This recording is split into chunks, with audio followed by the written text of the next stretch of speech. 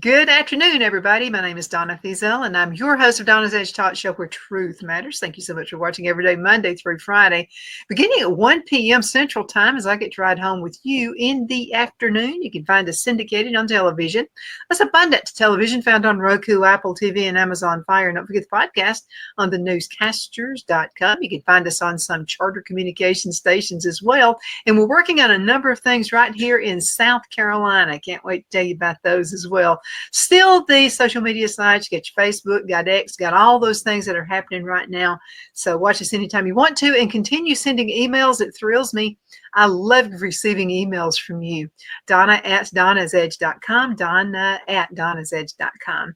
I have a long time. This guy has a standing anytime he wants to be on the show, Alan Mendenhall. All he's got to do is say, Donna, I'm ready. And I make room for you, Alan. Thanks so much for being on the show with me today. It's always a pleasure.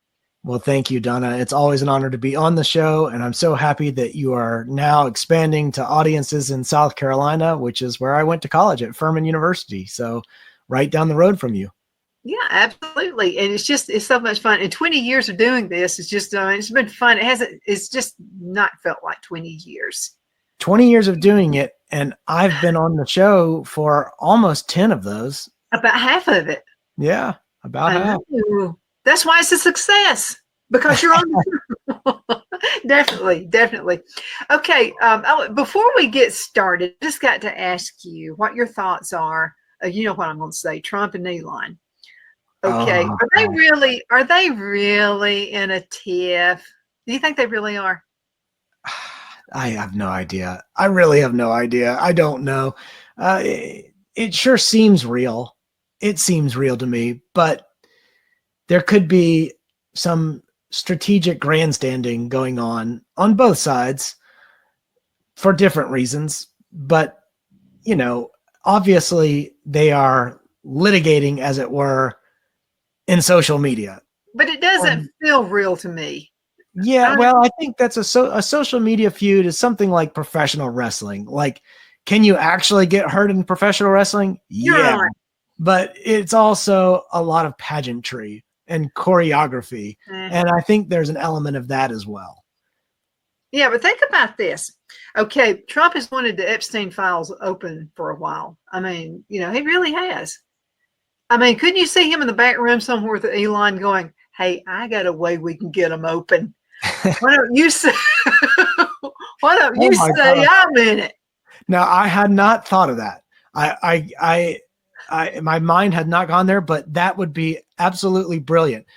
If it's the left blocking the release of the Epstein files and the left finds out that there's any possibility that Trump might, they're going to release them. So that would be absolutely brilliant. I mean, think about it. Okay, because I think of Trump. My dad's a lot like Trump. So I know how my dad thought. I mean, it's like they're both massive genius chess players. You know, and something that looks like it's not going to happen, they'll find a creative way to make it happen. Yeah. And I don't know, it seems like a chess move to me. It just doesn't feel, and Trump doesn't care. He's been put in jail anyway. I mean, you know, what else? I mean, nothing. He's been shot at twice that we know of. So probably more than that. Yeah. I mean, it would be, that would be next level brilliance. And my mind hasn't even gone there, but it seems plausible now that you mention it. I just haven't thought of that. It just feels staged to me. There's definitely some staged element of the entire feud. As I say, you know, it's like professional wrestling. You've got to have some pageantry and some choreography and some play, because, you know, both these guys are pretty media savvy. They know how to generate followers and to play to the crowds. Yeah. How many times was Ric Flair the good guy? Then he was the bad guy. Then he was the Oh good guy. yeah. I mean, they all do that. Yeah. Oh, remember Hulk Hogan when he was NWO and they did the Wolfpack thing? Like, and he was the bad guy. Okay, you get what I'm saying then. That's it. So, but anyway, time's going to play out, and I think it's about the Epstein files because that was the first thing out of, I mean, Elon's mouth. I mean, that was the first thing out. Yeah, it was one of the first blows, one of the first Twitter blows, although I believe he has withdrawn or deleted that tweet. Is he? I think Yeah, so. but all you got to do is get the word out. Yeah, I mean, you know this from being an attorney. Okay, so all the attorney's got to do is just put reasonable, because the judge is going to go, no, we're going to mark that out. You didn't hear that. Too late. I've done heard it. I'm a juror and I'm sitting in the box. I can't get it out of my mind. yeah, yeah. That's very true. Like when there's hearsay introduced in a trial, it's like, nope, you can't rely on that. That's hearsay. I'm a jury. I'm a juror. I already heard it. Like I can't erase it from my mind. That's true. Well, there are more things. You've written an article, and I love this article, and so let's talk about this just a bit. And so you did this 1819. You've been writing articles for them for quite a while as well, haven't you? Yeah, I started a weekly column for 1819 back in November 2024, and here we are in June 2025, and I'm still doing them. They're very fun. They're not very difficult to do because they're in the range of 600 to 1,000 words, and I can write that pretty quickly. But coming up with topics week in and week out can be difficult. So sometimes I'll write about the drama around the house, whether it was my son breaking a window or the Braves disappointing us on television or something like that. So every now and then I'll do family-based pieces, but then I write a lot of policy pieces as well. And this weekend's, the one you're referring to, or I guess last weekend's, was a policy piece. Mm-hmm. Let's talk about that. Okay. Policies, I mean, that makes the world go around. Yeah, well, so the Alabama legislature enacted a measure last year that was branded as an anti-DEI measure. But what it did is it barred the deployment of taxpayer dollars. So taxpayer dollars is public money to funding DEI, diversity, equity, inclusion programming or bureaucracies in public universities. Now, that means you can't use taxpayer money, other people's money, to fund these controversial things. But if somebody wants to give a private donation to fund any one of those things, that's fine. It's not like the legislature said, universities, you cannot hold any DEI stuff on your campus. They just said, oh, you can hold stuff like that on your campus. You just can't use public money if you want to do it. Public money can't fund it. So I actually argue that this statute protects academic freedom because you see a lot of outrage from professors who are saying, this is an infringement upon academic freedom. It limits what I can teach. It limits what I can do.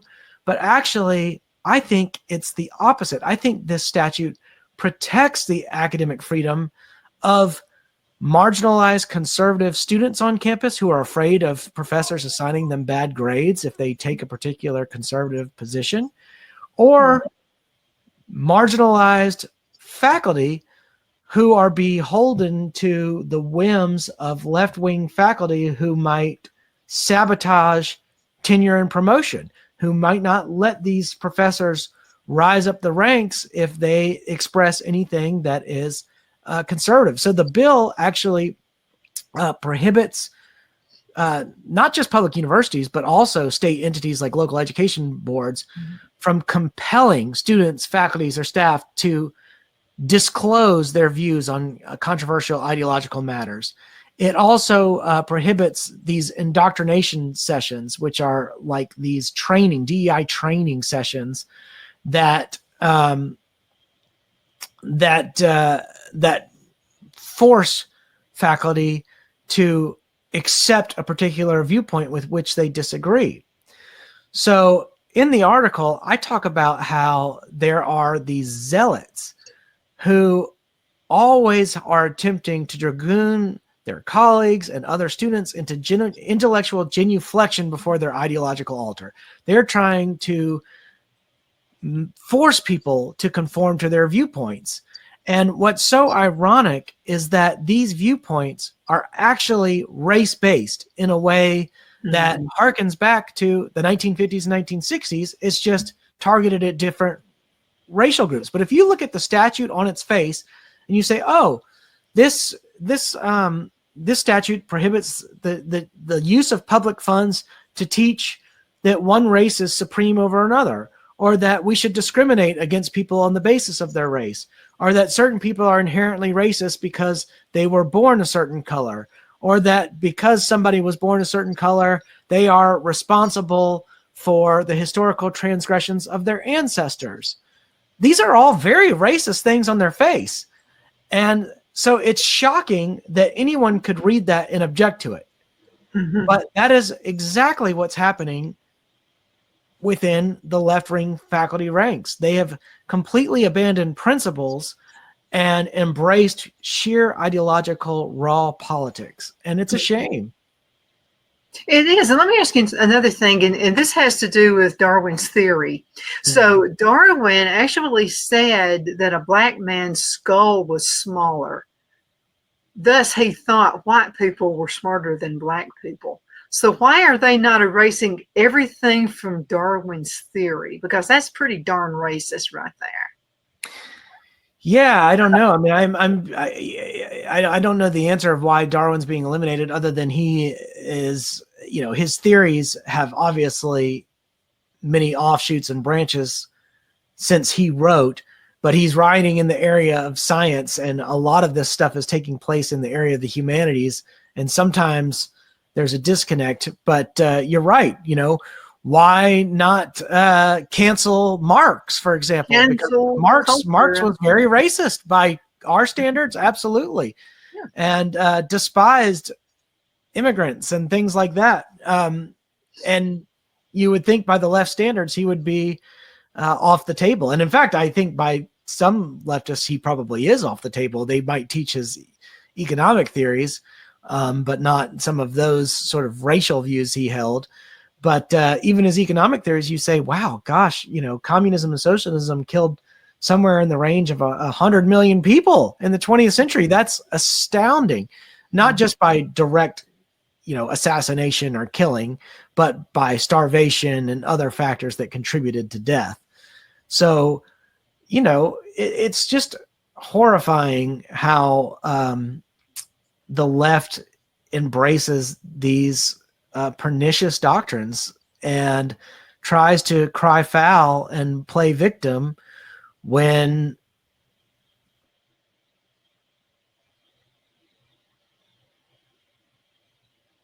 and actually on its face goes to counteract racist views. Mm-hmm. Yeah, I mean, it's just, I just don't get it. I like for things to be logical, and I like for, okay, so if you agree with a particular theory, I like to carry that whole thing through. And if you're going to erase one person's theory because it doesn't go along with your agenda, well then, go ahead and erase the rest of them. And all the things that are happening in California right now, all the riots, Maxine Waters, to me, is the ultimate narcissist. Okay, she can't breathe unless she's creating a division somewhere. So did you see the article where the police officer just slams the door in her face? I mean, she comes in, she's trying to start something, and he just slams the door in her face. Well, it is treating her with the same degree of respect that she treated him. Mm-hmm. Yeah. What's interesting, and this goes for the Democratic representatives who were protesting outside the Department of Education. I don't know what that was, a month ago, maybe 2 months ago. All the time is sort of difficult for me to manage these days. I can't tell if what was a month and what was 2 months ago. But so much of it. Well, I know. But when you do not have your right to freedom of speech does not extend to the commission of crimes. Committing a crime is not a valid form of expression. It is illegal to commit a crime. So if you commit a crime, if I go light somebody's vehicle on fire where it's parked, I yes, that is a form of expression. Absolutely. Is it a form of expression that is protected speech? No, it is a crime. So, people just can't seem to draw these distinctions and draw these lines anymore. And you see all these activities that go on under the banner of free speech, which are not, in fact, free speech. Of course, the First Amendment was designed to limit the powers of the federal government over certain things like speech and assembly and all these different areas. But it's been incorporated in many ways against the states, and we now do enjoy wonderful free speech protections. But we also need to realize what speech is and what it isn't, and what forms of expression go too far and are unprotected. It seems as though the default for many of these protesters is that our speech is protected when we are, setting up tent in campus and interfering with people's ability to go to and from class, yelling horrible things to Jewish students, harassing them. This is not free speech. This is something else, some other species of crime. And just downright harassment. Just because people don't think your way, but there's a proverb, and I'm trying to remember which one it is, and the proverb in the Bible where it says, and I'll just paraphrase it, Donna's terminology. Okay, even a stupid person, even a moron, is going to appear wise when they keep their mouth shut. Yeah. And really, even a really stupid person can appear smart when they just don't say anything. Yes, that is true. And I'm trying to think of the Twain quote. There's like a Mark. What is the Twain quote? Better to remain silent and be thought a fool than to speak and remove all doubt. I think that one. I think that's another good one. That's a tribute to Mark Twain. Yeah, the Proverbs is, what is it? Even a fool is thought wise if he keeps silent, something like that. Even if So yeah, that's it. There's a lot to that.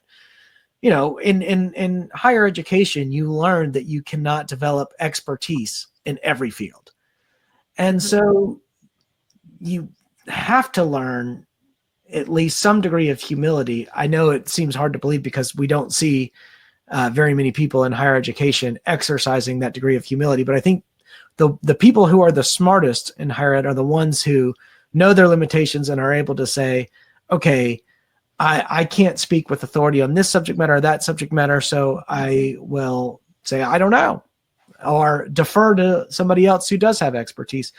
But what we're teaching students these days too often, because professors are so ideological, they try to enlist students into their political programs.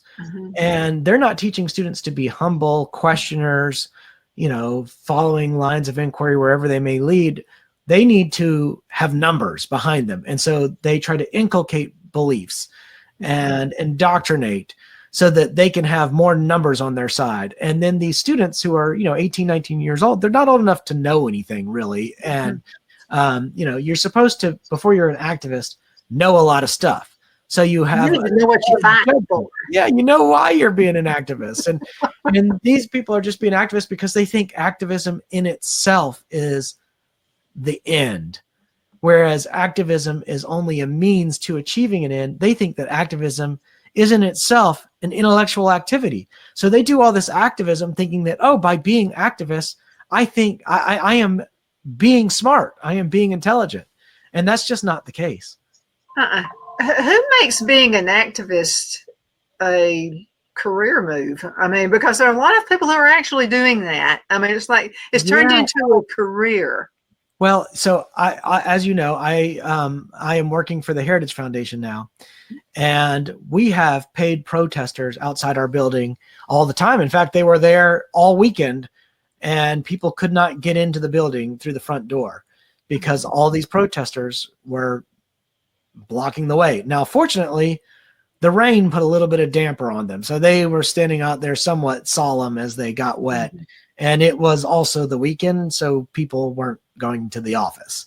But they remained there this morning, and we had a little notification to be careful. The protesters are out there. Now, I'm sitting here working remote this week, so I didn't have to worry about any of this. But you can bet all these protesters were paid protesters. Now, who's paying them? I mean, obviously, George Soros has a large paid protest network, but who else? I don't know. I don't know who pays these people, but it would be really interesting to find out. And it's also interesting that conservatives don't really do this stuff. You know, because we have values and we believe in standards and we believe in politeness and we believe in not infringing upon other people's rights, we don't just go and disrupt all these different businesses, you know, like we just don't do things that way. Now, in the corporate America, we might do it by perfectly legitimate and legal means. Like we might buy shares of a publicly traded company and try to engage that company to drop, for example, divisive DEI policies or expressly race-based practices that might expose that company to liability. Yeah, that's one thing we might do as conservatives, but we're not going to like go stand outside of, you know, I don't know, the Brookings Institution and prevent people from going inside. Like, it's just not what we do. We're not going to go burn down buildings, right? We're not going to go loot. Okay, the whole thing about the Ferguson thing is you were watching people going in, they're breaking in stores, coming out with television sets and tennis shoes for some reason. It's either TV sets or it's tennis shoes. Yeah, and that guess which communities that activity harmed the most? Their communities, their neighbors, their friends, the ethnic minorities. You know, that was not about some sort of racial justice. That was just about chaos. Okay, there are some leadership roles though. Okay, so Brant Ayers is the owner of the Anniston Star newspaper. You can't, and I know him. I did a lot of business with him, and when I was in the cell phone business, he was always buying phones and whatever. He was always tearing his up or losing them. But this is what he did. This is back in the 1980s. I used to own a Snelling franchise. It's kind of like a headhunter where I would help people find corporate government jobs, that kind of thing. Nurses, doctors, lawyers, that sort of thing. So it ticked me off because I was highly active in the Chamber of Commerce, Calhoun County Chamber of Commerce. And we were there to build up the community, not drag it down. Guess what he put on the front page of one of his newspapers? This is back in the 1980s. It blows my mind. I'm going to see if I can find it somewhere and send it to you. Anniston, Alabama, per capita has the highest murder rate in the United States. Okay, that's really good because we're trying to get industry to come in, and you want to put that on the front page of the newspaper. You didn't try to hide it. I mean, it was just like, so what are you trying to do? You're afraid another newspaper is going to come in. And so my question to him was, why did you do this? I mean, we're trying to bring industry in, not get rid of it. And that was during the time when also Fort McClellan, you know, they were closing Fort McClellan. So what that was already going to turn into a ghost town because of that. So we're thinking ahead. We're thinking of revitalization. What can we do with Fort McClellan going away? Because it was the biggest employer we had at that time. Yeah. And so then he's a leader of the industry. He's a leader. He's in like every club in Calhoun County. And that's on his front page. Yeah, that's interesting. Was he trying to take a tough on crime position and say, look, we need to clean this up? Or was he just... I don't know what he was doing. No, because, okay, he has a nickname of Spanky. You want to know why he has a nickname? I'm afraid to ask. Because he had some employees who sued him for spanking them. That's why I was afraid to ask. That's kind of what I was thinking it might be. Yeah, so anyway, I made sure the door was open when I went to his office. Okay, wow. We didn't have a closed door session at all. But anyway, I just thought, because sometimes your leadership, let's take California, for instance. I mean, it's like some of these people want their towns to be torn down. Okay, who's going to want to go to Ferguson and open a business? I mean, if they did this campaign like, let's bring industry in, guess what? It's not going to work. Yeah. Because everybody, when you say Ferguson, what's the first thing you think of? They're going to think of all those riots. Yeah. The tactics just don't work. Yeah, that's right. That's true. But there are ways that you can do things and you can say things. You can get a point across. I mean, without being a complete imbecile. Okay, so I'm a Christian, and so I had this. I had a business in a mall, and the guy who had the ice cream shop was a Muslim. And you know what? We never argued. We never fought. We never did anything like that. I think we gained each other's respect. And let me tell Yeah. you how we did it. Okay, now I'm going to tell you whether Christians don't do it, but Muslims will do their prayer time. I mean, they got it going on. They pray to Mecca how many times a day? 4 or 5 times a day, whatever. So we both had supply rooms in the back. Okay, so I had a customer who came in, needed something, so I needed to go to the supply room where you could hear him praying to Allah. So I don't believe in that. I think he's wrong. But I gently opened the door and I gently closed it because I don't know what was wrong with the doors. They would slam and make the awfulest noise. So I did that. Well, I had a customer who said, "Why didn't you just slam the door?" And I said, "Well, one thing, I just don't do that." And I said, if the guy ever thought about being a Christian, he's never going to come to me and ask me any questions about Christianity if I'm being completely rude to him. But the problem is we have people who are in government capacity who don't know how to do things the right way. And I'm talking about the last administration. I'm not talking about Trump.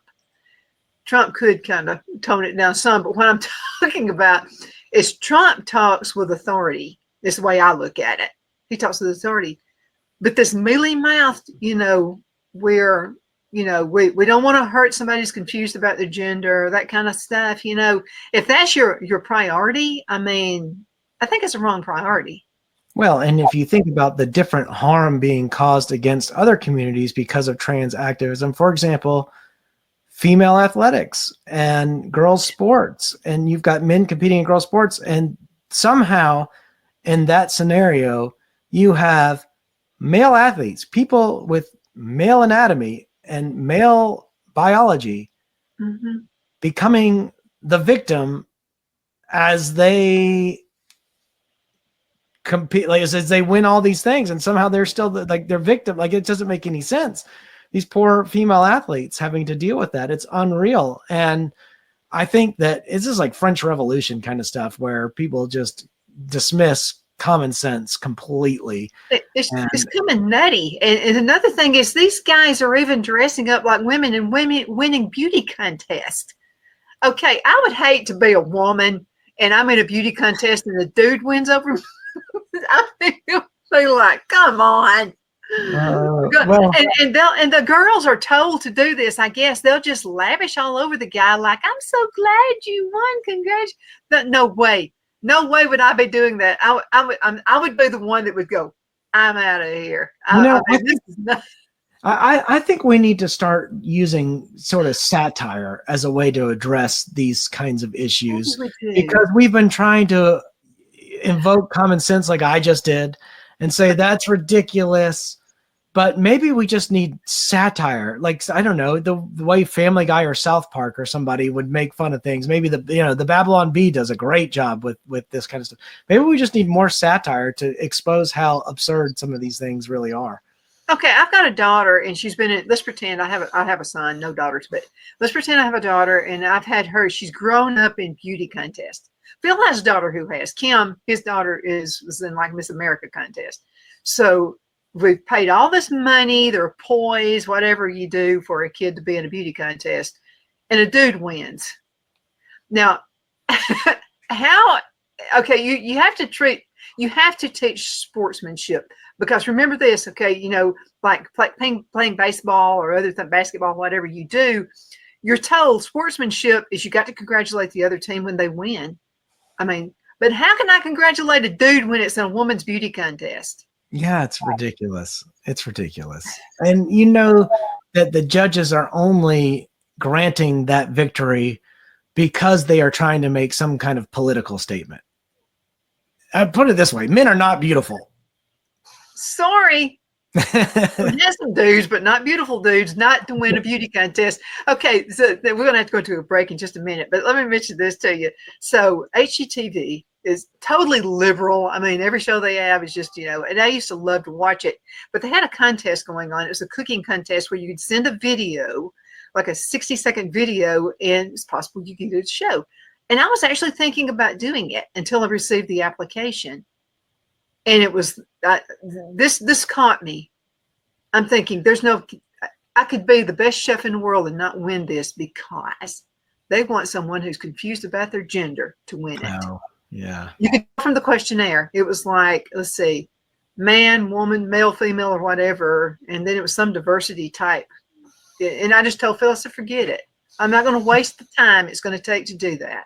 Yeah, and how many people allege that they have gender dysphoria or some other trans type condition just because that's how you get on TV and that's how you become famous and that's how you make money? You know, that's why a lot of people are doing it, I'm sure. I think so too. Yeah, and also every boy I went to high school with, I'm pretty sure, would have said, I think I'm a girl today, just so they could have went into my locker room. I'm sure of it. They would have done that, I'm sure. Let's go into a commercial break. We're going to be right back. Let's talk Alabama politics when we come back. Okay. We'll be right back.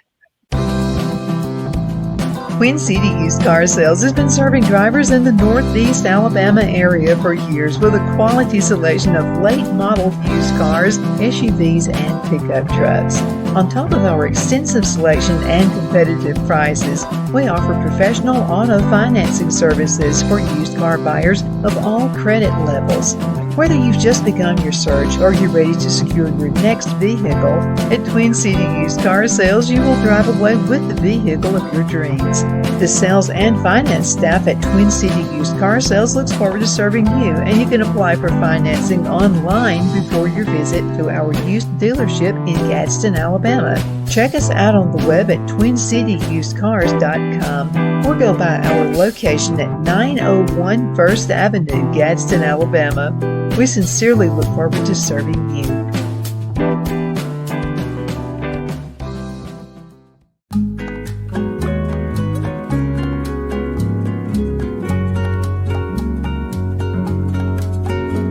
At Lamone's Mexican Restaurant, located in Henniger, Alabama, and voted Best Mexican Restaurant of DeKalb County, Alabama 2020, we're here to serve you with authentic Mexican cuisine. Order easily online by going to lamonsmex.com or call 256-657-3999 to place your order. We're open Sunday through Thursday 11 a.m. to 9 p.m. and Friday and Saturday 11 a.m. to 10 p.m. Whether you're celebrating a cozy date night for two or a celebration for a crowd, at Lamone's you'll love our atmosphere and friendly servers. Thank you for dining with Lamone's Mexican Restaurant.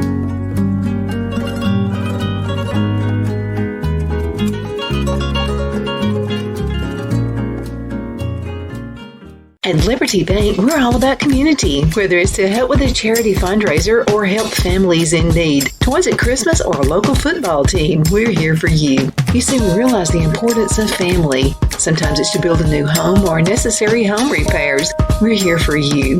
If you like the feel of a small town bank with all the conveniences of a big city bank, we're here to serve you. You will find us at any of our convenient locations in DeKalb, Marshall, Etowah, and Blount counties in North Alabama. You can call and speak with any of our friendly staff at 256-659-2175 or check us out on the web at libertybankal.com. And thank you for your support of our community. Member FDIC Equal Housing Lender.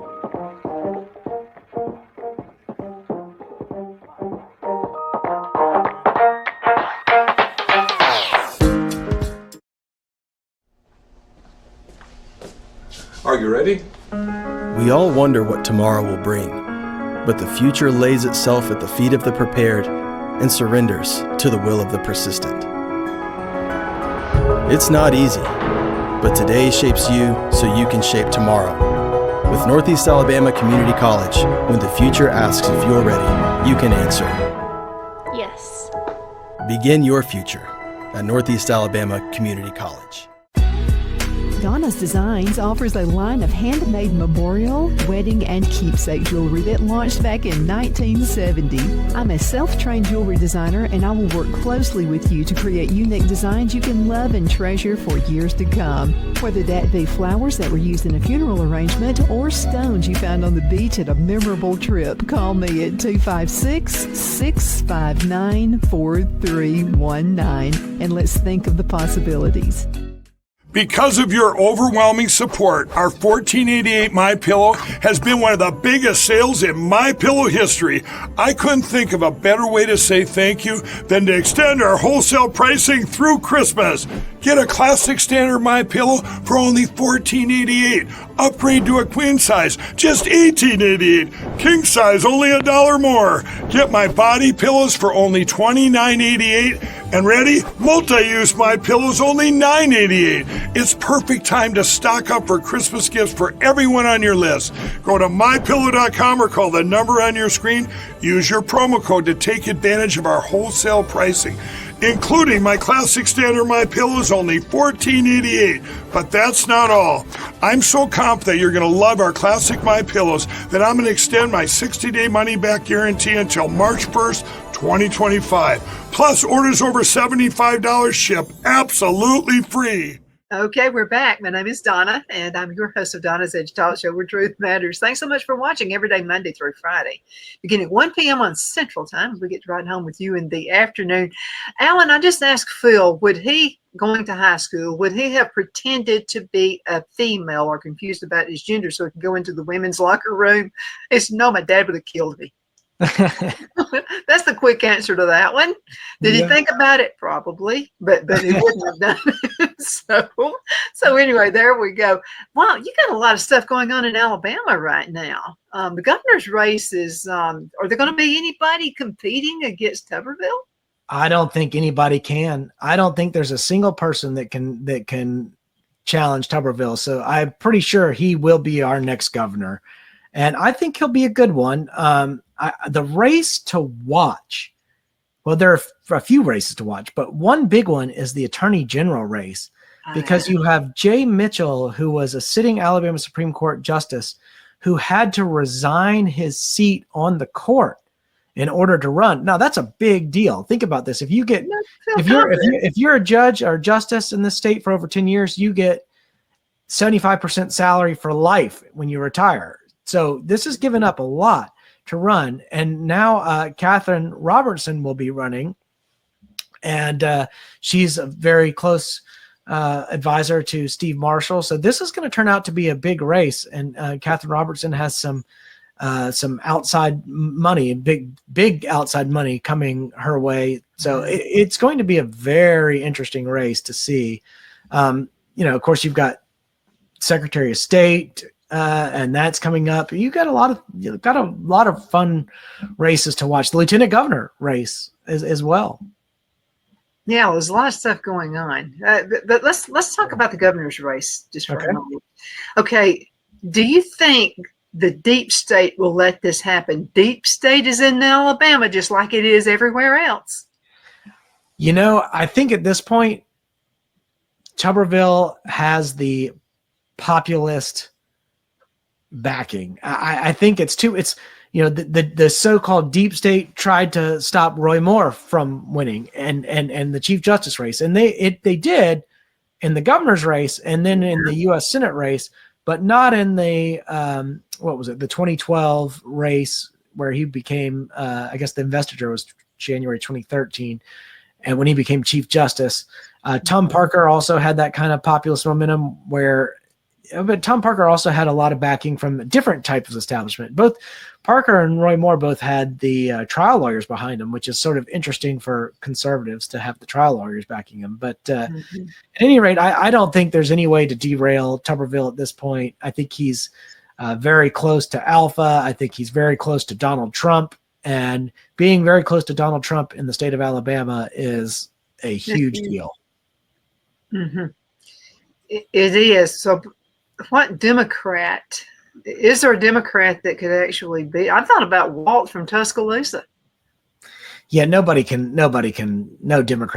has a chance at that office. Not even a shot. And, I think Will Ainsworth probably ran poll after poll after poll before deciding he wasn't going to run. But the fact that he decided not to run was an indicator that nobody, he was the only person that could have given Tuberville a run for his money. And the fact that he backed out suggests that there's just nobody else. I mean, unless something catastrophic happens, which there's just no way. Mm-hmm. Is Tuberville going to have the same issues, though, that Trump did? Because, I'm trying to shoot at Trump twice. I'm telling, there's a deep state in Alabama, too. There is a deep state in Alabama. I've seen it myself when I testified in the State House on ESG. I saw what happens to people and what they tried to do to me. So I know it's out there. I just think that Tuberville is too big of a force to be reckoned with. What I suspect you'll see is the establishment realizing that, or whatever, these powers that be realizing that, and trying now to strategize their way into his circles. How can we get in? I've already seen photos of people meeting with him in his office in DC that I thought, ooh, if I were advising Tuberville, I would tell him I would not have put that picture on social media, and I would have told him, watch out for that person. That person's duplicitous. I'm not going to name names, but I saw him saying, so-and-so stopped by to visit today, and he posted the photo, which is what politicians do. It's great. But I just hope he's discerning and careful and surrounds himself with people he can trust, because people know he's going to be stepping into power, and they will do anything they can to try to mislead him and to try to get what they want out of that arrangement. Yeah, if you're in the deep state right now, I would think that you would be thinking about how to get into his cabinet right now. If you think, well, he's going to win it, he's going to win. How can we inch people into that cabinet? 100%. That is exactly what's going on. The only thing I disagreed with, I've disagreed with Tuberville on a few things, but not everything. For the most part, he's good. But I'm just saying, he tried to make a point one time. The woman judge I tried to wipe her name out of my mind. Okay, she said that they asked her if she knew the difference between a man or a woman, and she said she was not a scientist, so therefore she didn't. Yeah, that was Justice Jackson. Yeah, her. Oh, okay. He put on Facebook, on his Facebook page, that he was going to meet with her. In other words, he wanted to do the diplomatic thing and meet with her. And I don't know, I just took it the wrong way. I just was like, if this woman doesn't know the difference between a man or a woman, she's not fit to be a judge. I wouldn't waste my time with her. I understand his policy there. He's trying to do the diplomatic thing, but I wouldn't have done that. He's going to have some good advisors. Looks like we've lost Alan. Alan Mendenhall, who's with Heritage Foundation. Yeah, you went blank on me there just for a minute. Oh, yeah, I could tell you froze, and then I was sitting here in purgatory for a minute there. But I've been readmitted to heaven, so I got thrown out and put back in. Yeah, those confirmation hearings are kind of like that. That all these senators they don't really get into too in-depth of discussions, even when you meet. I mean, how in-depth can you get into somebody's jurisprudence during a 15-minute meeting? You say, well, are you originalist? Are you this? It's after once the small talk's gone, there's only, a few minutes to talk about real serious things. And, a lot of it is just, as with much of politics, just checking boxes, saying you did this. They're formalities that have to be recognized, and honestly, a lot of them waste time. Yeah, I think so too. Absolutely. So let's talk then about the Senate race in Alabama. Yeah. I think right now you've got Steve Marshall as the clear front runner, and I unless we have some surprise candidates, I see him being our next senator. Now, there's a lot of talk about Bruce Pearl running. And as an Auburn basketball fan, I hope that does not happen. Not because I don't think Bruce Pearl would be good at what he does in the Senate, but because I like how good he is and the basketball team. And Don't the rock basketball, the boat, Bruce. Just don't Yeah. rock the boat. well, and the other thing is, I think Steve Marshall would do a great job. I trust Steve. I know Steve. I think he would be an excellent senator. And I'm not sure there would be much of a difference between a voting record, but I don't know what Bruce Pearl's positions are on everything. I know he's good on some things, but I don't know the whole spectrum of beliefs he holds. So there's that too. And, there is a little bit of a limit that I can tolerate to the celebrity politician thing.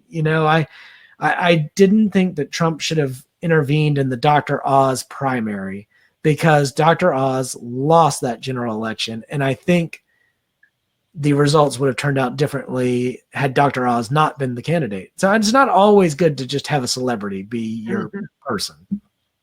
A lot of people don't like celebrities. For the most part, I don't. I know. I tried to tell that to my colleagues in academia when I was in academia. They'd say, well, if we only did this and we did, and I said, no, wait. Hold on. First, you have to realize that most people out there hate people like you. They don't like you. So so you can't just go in and presume that you're going to lecture to a bunch of people and they're going to start changing their minds. Like they already don't want to listen to you because they don't like your type. So you need to rethink your strategy from the get-go. I'm not going to buy a face cream just because J-Lo tells me that I like it. Oh my goodness. I've had enough of that, so I think most people, and I think this is why Trump was elected president of the United States. People are tired of the fluff. Yeah. They want somebody who's just going to be basic and give you the core beliefs and just go by those core beliefs. Well, and most people are a lot smarter than the elites, for lack of a better term, give them credit for.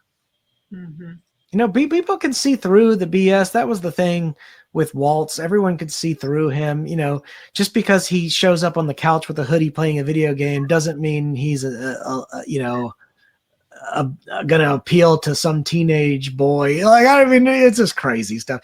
Just because he puts on camo and goes out and carries a rifle doesn't mean he's going to all of a sudden appeal to Hunter. It was just silliness. It was so inauthentic. And of course, first of all, we've seen enough of this. If somebody wants to have a different lifestyle than I do, go for it. I really don't care. But I don't want to have to go hold the sign. And I just, I'm to each their own, do whatever. I know what's right and I know what's wrong. And, and I know things that are wrong, nothing like that. But what I'm talking about is no one on earth is perfect. No one walking on this earth is perfect. But there are core beliefs, and I just can't go against those. Yeah, sure. And one thing I think that Trump did very well was remain authentic. When he went into that McDonald's and when he got behind the wheel of the garbage truck, he was in a shirt and tie, but he was doing the working man stuff. He had what he.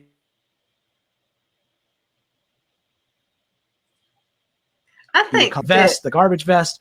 And it was a signal. It was a signal that I am who I am. I'm not trying to be somebody else, but I also represent you and I stand for you and I hear you and I listen to you. It's a very different message from sort of the pretentious, condescending, oh, I'm one of you. I am one of you. It was a signal that said, look, I know I'm not from your world, but I stand for what you believe in. And that's a very different message. Oh, yeah. And when he didn't win the election, when it was robbed from him, I know it was. And so he was in New York at the police department, one of the police departments. And I'm telling you, those cops loved him. They were all over. As a matter of fact, it was in a meeting. It's kind of like this little, cameras were there. And so this one cop just looked at him and said, we don't like our mayor here. Why don't you run for mayor of New York City? And they just genuinely love him. And the people I know who have met Trump went into the White House with what they thought he was like. And when they came back, it was like, God, it was nothing like I thought he was. Yeah. And he knows how to go to the right things. He goes to the Alabama football games. He goes to Ultimate Fighting. He goes to boxing. He tries to make manliness acceptable again because, this notion of toxic masculinity has bled into what would be just regular old manly things. Yes, obviously, abuse and harassment and all these things are bad. But when you start equating basic masculinity with all these bad things and blurring all these lines, and you make it negative to just be a man, of course men aren't going to respond to that well. That just doesn't make sense. But we need to raise our kids a particular way. Like when my son was growing up, and you remember the show that came on, Married with Children? Oh yeah. I hated that show. The dad of the family was so stupid in that. Yeah, and it's like the kids were much smarter. The parents were dumb. And so the kids were kind of ruling the roost. Well, my son wanted to watch it. And I said, you're not watching that trash. And he said, everybody else watches it. And I said, you're not going to watch it. I don't like it. I've seen it. And I don't like the dumb dad has become a trope. You're right. The dumb dad has become a trope. Now I can think of, shows that were much different, like Andy Griffith, or even more contemporary shows like Carl Lewis, the police officer in Family Matters, was a great male head of house. They also gave him a little bit of a ditzy role, though, where he was not, sometimes he would play kind of the clueless guy, but he was still, masculine in a positive way, not like Peter Griffin from Family Guy or Homer Simpson, who are just morons, like those are just morons. And, Bill Cosby played a good dad when he was on television. He played a good role. It's a shame that his life post sitcom has been such a terrible thing, because he was such a good actor, and his personal life has undermined all the good things he really did. But you're right. We need to see shows where there are good, positive role models. And too often, sometimes, I'll call it, for lack of a better term, conservative media or filmmaking or television making or whatever just isn't quite the same quality. We'll say it's sea level in terms of things, and it becomes mawkish and overly sentimental and somewhat silly, where you could see if you just didn't buy into all this, you would think this was just a silly thing to watch, and you easy to just dismiss it. But, a figure like Russell Crowe in Master and Commander or something like that, where you've got a good, moral, virtuous leader who has problems, because we all do, but overcomes them and leads through trials. I mean, that's the type of figure we need to see more of. And I think people will find that stuff appealing. I don't know. Remember they made the Hollywood movie on Noah? I'd say it was probably a decade ago now. And he was some like freak environmentalist that was like trying to conserve trees and doing it. It's just so silly. And that's what they've been after for a long time. So I taught my son to, respect women. Yeah. And so I mentioned this on a show one day. Then I received an email from someone who asked if I was okay with being ruled around the house by my husband. And I said, what? So I sent her a message back. What do you mean I'm being ruled around the house by my husband? The husband needs to be the head of the house as far as I'm concerned. I really believe that. I know it sounds really old fashioned and it sounds whatever, but the guy needs to be the head. Well, it's a reciprocal relationship because the woman also has her roles that are authoritative in that sphere, that doesn't, what I mean? Like they're complementary roles is I guess what I'm trying to say. Right. There are things that a man does well that a woman may not do as well. And there are things that a woman does well that a man may not do as well. I mean, when you look at just sheer physical strength, it means that a man can go lift that fence up and fix it a lot easier than the woman can. Just, he can hold the post, the wooden post up with his left arm and hammer with the right. And it might take two females to do that. I mean, it's just basic science. I mean, it's just basic reality. But there are other things that I think there's truly a maternal instinct. I think there are things that mothers feel that men can experience. And, that's not bad or wrong or whatever. It's just biology. And I gotta say this about cooking. Now, I don't want anybody in the kitchen but me. I even boot my mother in the kitchen. Me either. This is my kitchen now. However, when it comes to the outside grill, I can't do it. Phil is the cookout king. I don't want anybody in my kitchen because I don't want them tasting what I try to create because I can't cook. If they want to get in my kitchen to actually cook, they can have at it. If that's what you mean, anybody is welcome. Anybody watching the show can come in my kitchen and use it all they want and cook for it, because I can't. But I do grill out. That's the one thing I can do is grill. Now, why is that? Why is it guys can grill out better than women can? All I know is you just throw meat on the fire. It seems somewhat primitive, and that's what I like about it. That's it. It seems primitive. It's primitive. But when it comes to raising kids, though, because we have to really pay attention, because in school, and I mentioned this to you before, and so Brad comes in from school, and this is in the 90s, okay? So this has been going on a long time, where the teacher wanted him to have a calculator for math class, and I said, no, that's cheating. You're just saying that because you want a calculator. And he said, no, here's the note. And then I'm thinking his girlfriend wrote the note. So I said, okay, I'm going to call your teacher. And I called her, and she said, yes, he has to have a calculator for class. Well, so that's the difference between when I went to school and then when he went to school, because when I went to school, that was considered cheating. Yeah. You would get expelled from school if you brought a calculator to class. And she said, no, they have to. And I said, but they're not thinking with their brain. And so we started seeing this. That's why now when you go to some fast food restaurants, I don't pay with cash anymore. I'm tired of making fun of the people at the drive-thru. So your order comes to, say, $10.25. You give them a $20.25. It blows their mind. It's like, I can't give you cash back for that. And you're like, give me $10. Just give me $10. I can't wait to see what we do now that we're decommissioning the penny. We're not going to have pennies anymore. So what are we like? How that's going to be very interesting. Do we save our pennies now? Are they going to actually become valuable now that there's scarcity? I don't know. It could be, but now the penny is not really worth that much itself because it's not really made of copper anymore. Not anymore. Yep. I mean, it just takes adjusting on all sides, and it may be easier because you're dealing with round numbers, Yeah, that's going to change everything. 5. Okay, I can see this. This is going to change. Okay, so I own a dress shop. Okay, and then I put, instead of calling it $20 for a blouse, I can't say $19.99 anymore. To make it sound cheaper, I'll have to say $19.95. Yeah, that's the year the Braves won the World Series. It's going to change everything. It will. It will making change will be easier. How many people actually use cash anyway? I rarely use cash. The only time I use cash is, every now and then I have to run a lunch and I get change, and I always put extra bills in so that if we run out of change, I have extra.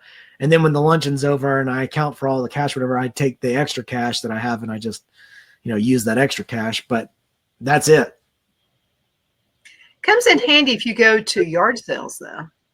Well, it does. When I go up to the Delta, if I go to Atlanta Airport or sometimes Reagan National in DC, they're the guys that stand out there on the curb, and you can check your bags there rather than going inside and doing it. And I'll sometimes go to them, but the first thing I ask them is, you have Venmo? And they all say, yeah, here's my Venmo. And I just Venmo them a tip. And that's just easier than even giving cash, because I don't always carry cash. I mean, I rarely carry cash, actually.